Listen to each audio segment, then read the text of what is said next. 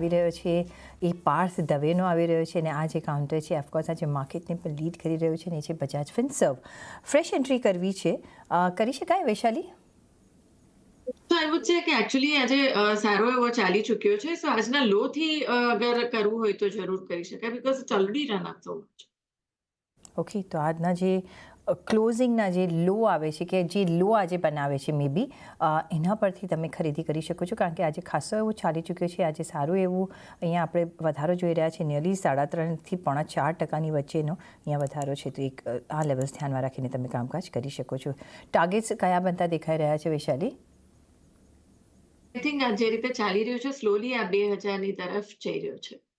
Okay, તો slowly 2000ની નજીક આ કાઉન્ટર જતો દેખાઈ રહ્યો છે. તો અહીંયા તમે બાય એન્ડ ડિપની રણનીતિથી કામકાજ કરી શકો છો. શૈલેષ પટેલ, ગુજરાત ગેસનો સપ્ટેમ્બરનો ફ્યુચર 650માં લીધો છે અને હોલ્ડ કરવું જોઈએ કે નહીં એમનો સવાલ છે. ઓફકોર્સ વૈશાલી, પહેલાં તમે સપ્ટેમ્બર ફ્યુચર માટે આ કાઉન્ટર હોલ્ડ કરી શકાય?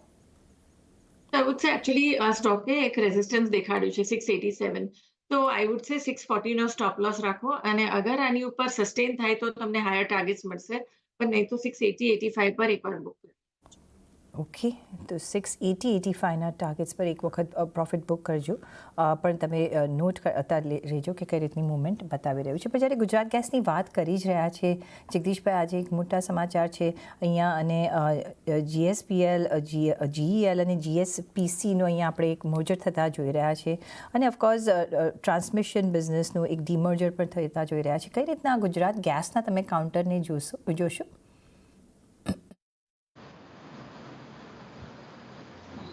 મને પૂછ્યું સવાલ આપે? હેલો. હા, તમને પૂછ્યો. હાજી, હા, ગુજરાત ગેસ આપણે જોઈએ છીએ પાવર આજે અપ છે, કારણ કે GSPC અને GSPL નું મર્જર થવાનું છે અને મોટાભાગના જે અપગ્રેડ કર્યો છે અને આજે ઓલરેડી 12% જેટલો આ શેરનો ભાવ તો ચાલી ગયો છે. મને એવું લાગે છે કે વિન વિન સિચ્યુએશનમાં ડેફિનેટલી આ ગુજરાત ગેસને જ ફાયદો છે. બીજા તો આપણે જોઈએ તો કારણ કે જે બેનિફિટ આ ગુજરાત ગેસ શેરને મળવાનો છે એની જે મર્જ એન્ટિટીથી, એની જે સાઇઝ તમે જુઓ, એનું સિમ્પલ સ્ટ્રક્ચર જુઓ, એની સાઇનર્જીસ જુઓ, એ બધી જ તમે જે વેલ્યુ એક્રેટિવ જે છે GSPC અને GSPLની, એ તમામનો ફાયદો આ મોટા ભાગ ગુજરાત ગેસને મળવાનો છે. એટલે આ જે સ્કીમ ઓફ અરેન્જમેન્ટ કરી છે મને એવું લાગે છે કે આવનારા દિવસોમાં જે પોતે પોતાની પાસે એની જે ફેસિલિટીઝ નહોતી એ પણ એની અંદર મળશે. જો કે એ ફરીવાર સેપરેટ એન્ટિટી તરીકે લિસ્ટ થવાનો છે અને સવારથી જ આ વસ્તુની ખાતરી હતી કે ગુજરાત ગેસના ભાવમાં આજે ક્વોન્ટમ જમ્પ આવશે. ઓલરેડી 12% જેટલો આજે વધી ચૂક્યો છે. મને એવું લાગે છે કે હજી અહીંથી પણ વધારે અપ ટુ 680 ઓર 685, 90 સુધી પણ આ શેરનો ભાવ જઈ શકે છે. એટલે વિન વિન સિચ્યુએશન તો ડેફિનેટલી એને જ છે.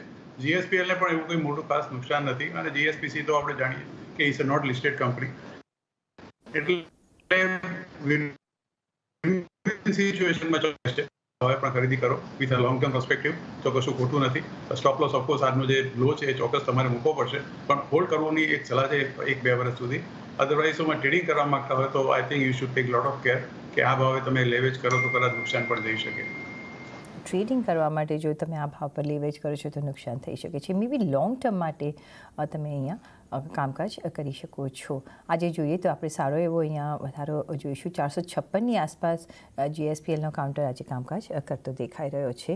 આ એક જે મર્જરના ન્યૂઝ છે એનાથી એક પોઝિટિવ ઇફેક્ટ અહીંયા જોવા મળતી દેખાઈ રહી છે. 10% આપણે અહીંયા આજે વધારો જોઈ રહ્યા છે.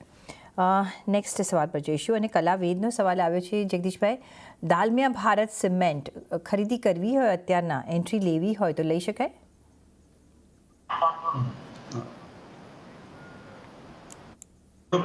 ઓડિયોમાં પ્રોબ્લેમ આવે.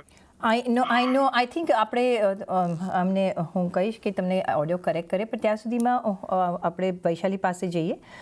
વૈશાલી, દાલમિયા તમને કેવો ગમે અત્યારના? જો એન્ટ્રી લેવી હોય દાલમિયા ભારત સિમેન્ટમાં તો લઈ શકીએ?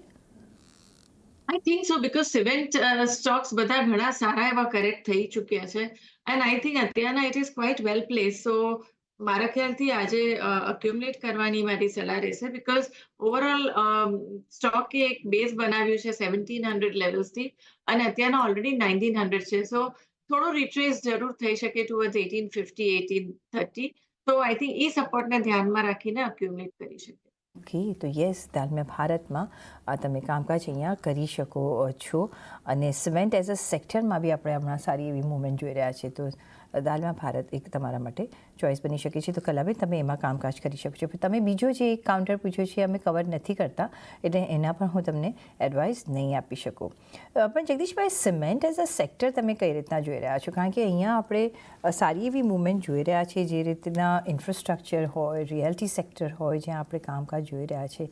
સિમેન્ટ એઝ અ સેક્ટર તમને ગમે અને કયા કાઉન્ટર્સ તમે નજર રાખશો?